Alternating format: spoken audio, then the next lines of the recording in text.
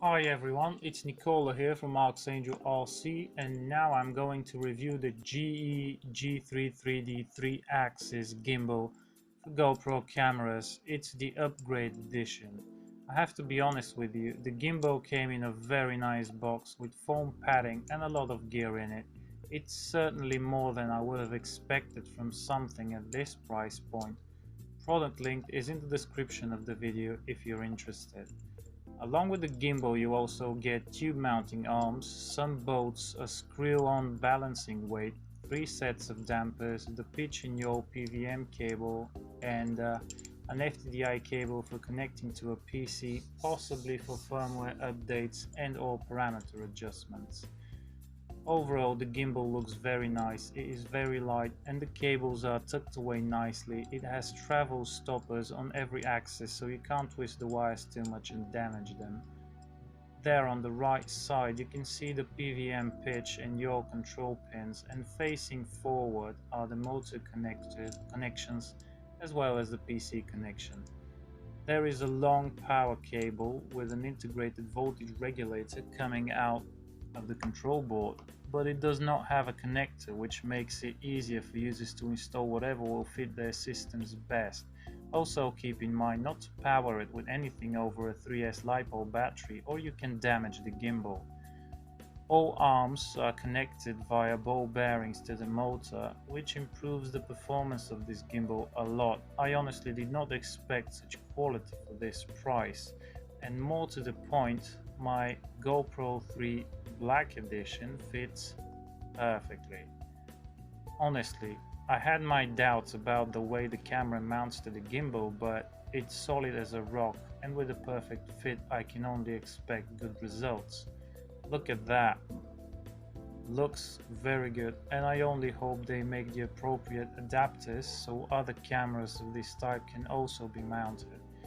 My only small issue with it were the mounting holes, which were designed to be used with the tube mounting arms, which I've never liked anyway, and 2.5mm bolts. Since I wanted to mount the gimbal with spacers directly to the frame, I had to drill the holes on the top plate to 3mm and drill new holes on my Y6 copter. Wasn't difficult to do at all.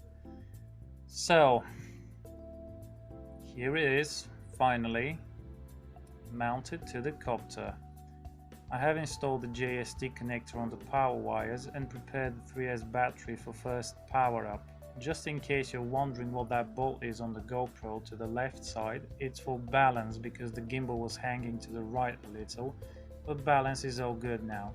So according to the manual, when you plug in the power, it will take up to 15 seconds for the gimbal to initialize and calibrate itself, during which period it will drift in all directions before it centers and settles to level. So don't be alarmed if it doesn't level itself immediately after you plug in the power, and please read the manual first. And now it's time to play with it a little. I have had other gimbals and I've also built quite a few myself using both cheap and expensive Basecamp controllers, and I can tell you that this gimbal performs better than most of them. When you push on any one of the axes rather than getting all that jerky motion, the gimbal just moves smoothly, and when you let it go it returns just as smoothly to its original position. I'm very surprised by this. I would expect that from a gimbal twice its price. I have to say, so far GE have done a stellar job with this gimbal. I've also connected the PVM cable to my receiver so I can control the pitch and yaw axis, and that works great actually, although the pitch axis could use a bit more speed, which the yaw axis has in abundance.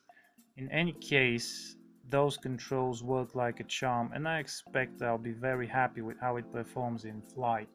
As you can see for yourself, pitch is kinda slow, but actually at some point I realized I liked it this way. The yaw is quite a bit quicker, but I guess it needs that to be able to better stabilize the yaw movements of the copter. Really smooth gimbal, and I absolutely love what I have seen so far. So let's see how it will perform in the air.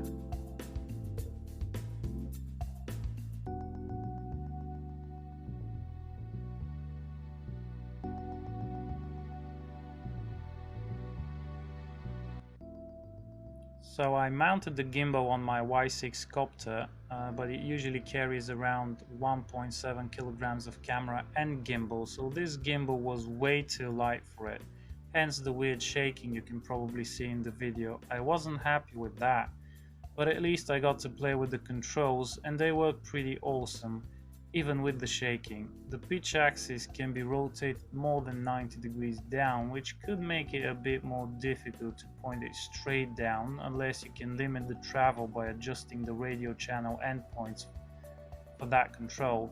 Yaw rotates to about 90 degrees in each direction, and there are even travel stoppers for it to prevent wire twisting. The gimbal just worked well and as intended despite the shaking coming from the copter.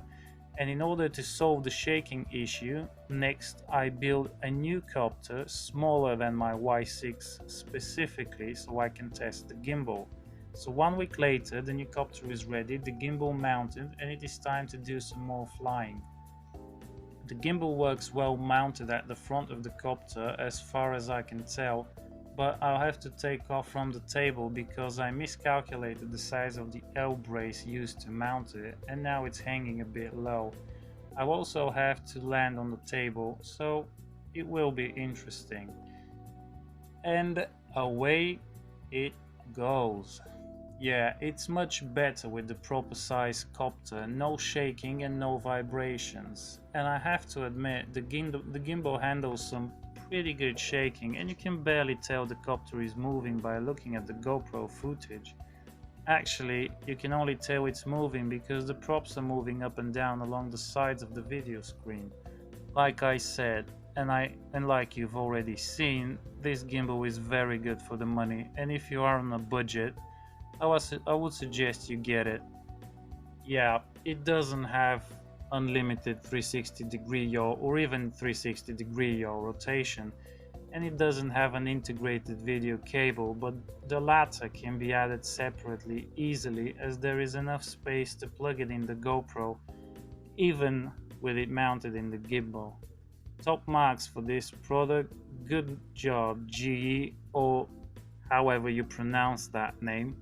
Not sure what the previous version of this gimbal was like, but this one certainly feels like an upgrade not only to that, but also to most other gimbals out there. And the price, well, that is beyond reasonable for the quality and performance that you get.